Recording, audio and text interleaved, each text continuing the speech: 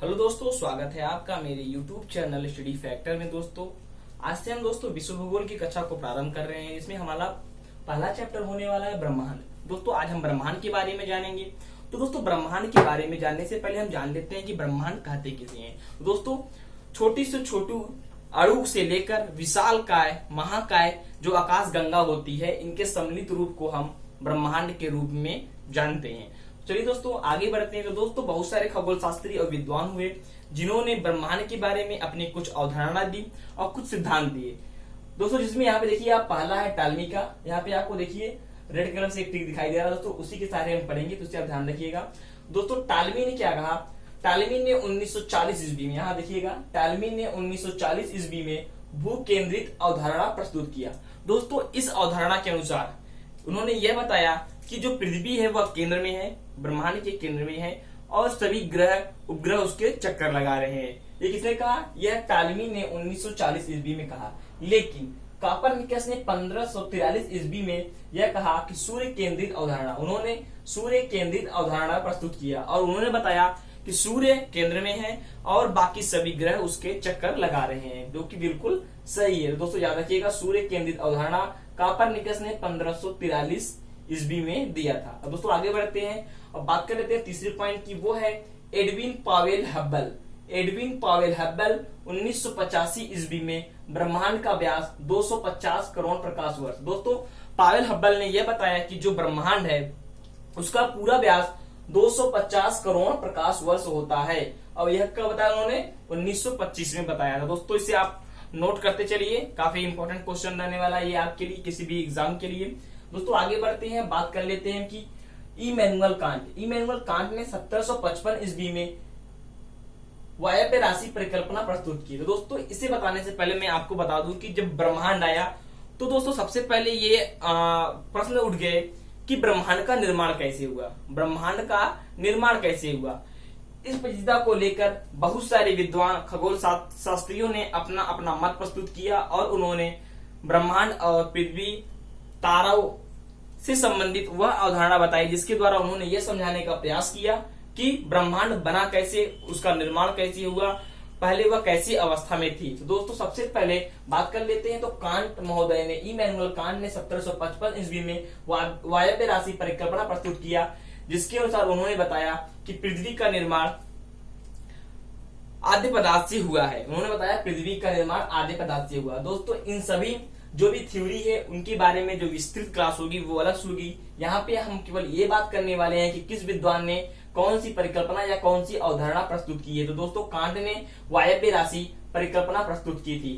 दोस्तों उसके बाद दोस्तों जब यह परिकल्पना अमान्य करार कर दी गई, वायव्य राशि परिकल्पना यह सही नहीं हुई, तो लाप्लास महोदय ने 1796 ईस्वी में निहारिका परिकल्पना प्रस्तुत की है। दोस्तों जब यह परिकल्पना अमान्य साबित हुई उसके बाद चैम्बरलिन महोदय ने 1905 ईस्वी में ग्रहाणु परिकल्पना प्रस्तुत की। कुछ वर्षों तक यह परिकल्पना सर्वमान्य रही, लेकिन जेम्स जीन ने 1919 में अपनी एक नई थ्योरी लाई और ज्वारीय परिकल्पना उसका नाम दिया। ज्वारीय परिकल्पना के बाद दोस्तों यह परिकल्पना भी गलत साबित हुई और यह अमान्य करार दी गई। तब दोस्तों वर्तमान समय में जो सर्वाधिक मान्य सिद्धांत है वह है बिग बैंग सिद्धांत।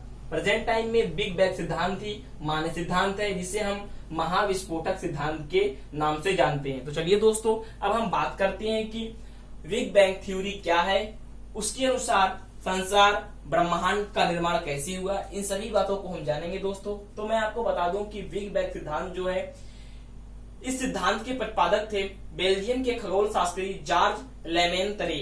दोस्तों बेल्जियम के खगोल शास्त्री जॉर्ज लेमेंतरे ने 1894 और 96 के बीच इस सिद्धांत का प्रतिपादन किया। किसका? बेल्जियम के खगोल शास्त्री जॉर्ज लेमेंतरे। दोस्तों याद रखिएगा, इस सिद्धांत का प्रतिपादन जॉर्ज लेमेंतरे ने किया था।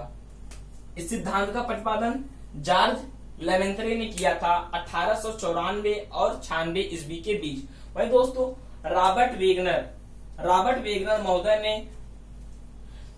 1967 ईस्वी में इस सिद्धांत की व्याख्या की थी। दोस्तों यहाँ पे दो पॉइंट है, जॉर्ज लेमेंतरे और रॉबर्ट वेगनर। तो दोस्तों इस सिद्धांत का प्रतिपादन जॉर्ज लेमेंतरे ने किया था 1894 और 96 ईस्वी में, और रॉबर्ट वेगनर ने 1967 ईस्वी में इस सिद्धांत की व्याख्या की थी। तो दोस्तों ये हो गए वो विद्वान जिन्होंने इस सिद्धांत के बारे में बताया। अब इस सिद्धांत आगे क्या था दोस्तों, जॉर्ज लेमेंत्री ने ये बताया। दोस्तों यहाँ पे की पॉइंट लिखा हुआ है, आप मैं जो बोल रहा हूं उसे आप सुनिए। जॉर्ज लेमेंत्री ने बताया कि 15 अरब वर्ष पूर्व पृथ्वी क्या था, पृथ्वी अग्निपिंड था, सॉरी पूरा ब्रह्मांड क्या था, एक अग्निपिंड के रूप में था। और यह जो पिंड थे वो भारी पदार्थ से निर्मित थे। जो यह अग्निपिंड था यह भारी पदार्थ से निर्मित था दोस्तों। और क्या होता है, 15 अरब वर्ष पूर्व जॉर्ज लेमेंत्री ने बताया कि होता क्या है। उन्होंने बताया कि इस पदार्थ, इस अग्निपिंड में क्या होता है, अचानक विस्फोट होता है। इस अग्निपिंड में क्या होता है, अचानक विस्फोट, जिसे उन्होंने क्या कहा, बिग बैंग, बहुत बड़ा विस्फोट होता है। कब, 15 अरब वर्ष आज से पूर्व। और क्या होता है, उच्च घनत्व के पदार्थ का समूहन होता है। क्या होता है, उच्च घनत्व के जो पदार्थ होते हैं वो आपस में जुड़ते हैं और अनेक ब्रह्मांडीय पिंडों का सृजन होता है। क्या होता है, अनेक ब्रह्मांडीय पिंड बन जाते हैं दोस्तों। पुनः इसमें विस्फोट होता है, क्या होता है, अनेक पिंड बनते हैं और वो पिंड क्या कहलाते हैं, तारा कहलाते हैं। इसमें क्या होता है, उष्मा और प्रकाश होता है। तारे की परिभाषा यही होता है कि वह आकाशीय पिंड जिसमें स्वयं की उष्मा व प्रकाश हो उसे हम तारा कहते हैं दोस्तों। तो इस प्रकार इन्होंने बताया कि कैसे ब्रह्मांड का निर्माण हुआ, कैसे तारे बने और कैसे ग्रह बने। तो फिर क्या होता है, फिर दोस्तों आप यहां देखिए, इसी प्रकार फिर विस्फोट होता है दोस्तों। तो ग्रहों उपग्रहों का निर्माण होता है। इसी प्रकार ग्रहों और उपग्रहों का निर्माण होता है। देखिए दोस्तों, लेजर के माध्यम से मैं आपको दिखा रहा हूं क्या होता है, इसी प्रकार से ग्रहों और उपग्रहों का निर्माण होता है। तो दोस्तों ये हो गया बिग बैंग थ्योरी, जो आपके लिए काफी अच्छा एग्जाम के लिए की पॉइंट साबित होने वाला है। तो दोस्तों यहाँ पे हमने देख लिया कि ब्रह्मांड उत्पत्ति सिद्धांत किन्होंने क्या क्या दिया दोस्तों। यहाँ पे बोर्ड पे दिखाई भी दे रहा है, आप इसे लिख भी सकते हैं दोस्तों। वीडियो को पुश करें और इसे लिख लें दोस्तों। यदि आप हमारे चैनल पे नए हैं तो चैनल को सब्सक्राइब कर दें, वीडियो को अपने सभी दोस्तों को शेयर कर दें और आप हमारे टेलीग्राम चैनल पे जरूर आए दोस्तों। हमारे टेलीग्राम चैनल का नाम स्टडी फैक्टर है दोस्तों। आप स्टडी फैक्टर सर्च कर सकते हैं दोस्तों। आप टेलीग्राम पे जाएं, स्टडी फैक्टर सर्च करें और वहां से आप हमारे टेलीग्राम से भी जुड़ सकते हैं। तो दोस्तों ये हो गया ब्रह्मांड की उत्पत्ति कैसे हुई। अब दोस्तों यहाँ पे एक आता है प्रश्न, लार्ज हैड्रॉन कोलाइडर। दोस्तों एग्जाम में ये प्रश्न पूछा जाता है कि लार्ज हैड्रॉन कोलाइडर का संबंध किससे है। तो दोस्तों याद रखिएगा, लार्ज हैड्रॉन कोलाइडर का संबंध बिग बैंग सिद्धांत से ही है, महाविस्फोटक सिद्धांत से ही इसका संबंध है दोस्तों। यह क्या है, ये दोस्तों प्रयोग किया गया, ये एक महाप्रयोग किया गया जिसे हम शॉर्ट फॉर्म में LHC के नाम से जानते हैं दोस्तों। ब्रह्मांड के रहस्यों को, देखिए दोस्तों, लेजर के माध्यम से ब्रह्मांड के रहस्यों को जानने के लिए दोस्तों यूरोपीय सेंटर फॉर न्यूक्लियर रिसर्च, जिसे हम शॉर्ट फॉर्म में CERN के नाम से जानते हैं दोस्तों, इन्होंने 30 मार्च 2010 को जिनेवा, दोस्तों ये जिनेवा जगह है जो आपको फ्रांस और स्विट्जरलैंड की सीमा पे यह क्षेत्र है दोस्तों, जहां पे ये क्या किया गया, महाप्रयोग किया गया। यह महाप्रयोग पृथ्वी के 100 फीट नीचे और 27 किलोमीटर लंबी सुरंग में किया गया था। तो दोस्तों इसके बारे में हम अगली वीडियो में विस्तृत से बात करेंगे। इस वीडियो में आप जान लीजिएगा, लार्ज हैड्रॉन कोलाइडर एक महाप्रयोग है जो पृथ्वी की उत्पत्ति कैसे हुई, बिग बैंग सिद्धांत ने किस प्रकार बताया, उसी का इस पे प्रयोग किया जा रहा है और ये जानने के प्रयास किया जा रहा है, इस बात को वो दोहराने के प्रयोग में है कि कैसे पृथ्वी का निर्माण हुआ। तो दोस्तों ये हो गया आपका। अब दोस्तों बात कर लेते हैं CERN। यहाँ पे आपका एक टॉपिक आया, यूरोपीय सेंटर फॉर न्यूक्लियर रिसर्च, जिसे हम CERN के नाम से जानते हैं। तो दोस्तों इससे संबंधित प्रश्न भी आपको एग्जाम में आते हैं। तो दोस्तों CERN के बारे में हम बात कर लेते हैं दोस्तों। तो दोस्तों ये क्या है, यह पार्टिकल फिजिक्स की विश्व की सबसे बड़ी प्रयोगशाला है दोस्तों। आप लेजर के माध्यम से देखिएगा, यह पार्टिकल फिजिक्स की विश्व की सबसे बड़ी प्रयोगशाला है जो फ्रांस और स्विट्जरलैंड की सीमा पर स्थित जिनेवा में यह क्षेत्र स्थित है। और दोस्तों इसकी स्थापना 29 सितंबर 1954 ईस्वी को हुआ था और वर्ष 2017 में भारत इस संस्था से जुड़ा और इसका सदस्य बन गया। यहाँ पे ये टॉपिक काफी इंपॉर्टेंट होने वाला है कि भारत इस संस्था से कब जुड़ा था। तो दोस्तों याद रखिएगा, भारत इस संस्था से 2017 में जुड़ा और इसकी स्थापना 29 सितंबर 1954 ईस्वी को हुई थी। तो दोस्तों यहाँ पे हमने महाविस्फोटक से संबंधित लार्ज हैड्रॉन कोलाइडर और CERN के बारे में समझ लिया है दोस्तों। दोस्तों, जो कि काफी अच्छा ऑप्शन रहने वाला है। अब दोस्तों हम आगे बढ़ते हैं और अगले टॉपिक पे चलते हैं।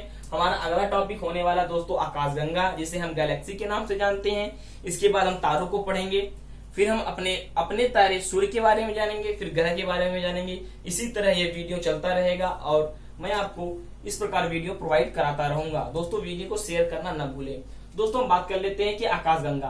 तो दोस्तों, ब्रह्मांड में बात करें तो लगभग 100 अरब आकाश गंगा है। गैलेक्सी कितने हैं? 100 अरब। इससे आप अनुमान लगा सकते हैं कि ब्रह्मांड कितना बड़ा है।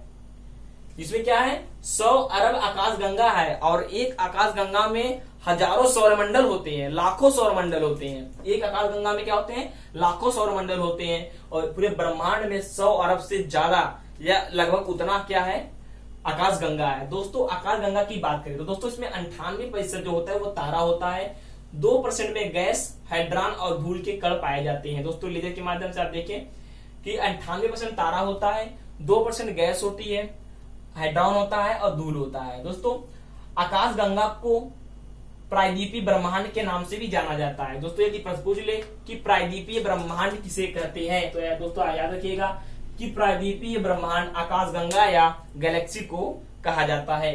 दोस्तों, आगे बढ़ते हैं। अब बात कर लेते हैं कि हमारी जो पृथ्वी है वह किस आकाशगंगा में है। तो याद रखिएगा वह दुग्ध मेखला में, जिसे हम मिल्की वे के नाम से जानते हैं। हमारी पृथ्वी या हमारा सौरमंडल जिस आकाशगंगा में है वह दुग्ध मेखला या मिल्की वे के नाम से जाना जाता है। अब दोस्तों हम बात कर लेते हैं कि आकाशगंगा है जो 3 प्रकार की होती हैं। वह है सर्पिलाकार, दीर्घवृत्तीय और अनियमित। ये 3 प्रकार की होती है। दोस्तों, सर्पिलाकार जो है हमारा दुग्ध मेखला सर्पिलाकार के आकार वाले आकाश गंगा में रहता है। दीर्घवृत्तीय भी होती है, अनियमित भी होती है आकाश गंगा। अब दोस्तों यहाँ पे आता है पॉइंट लीमन अल्फा ब्लास।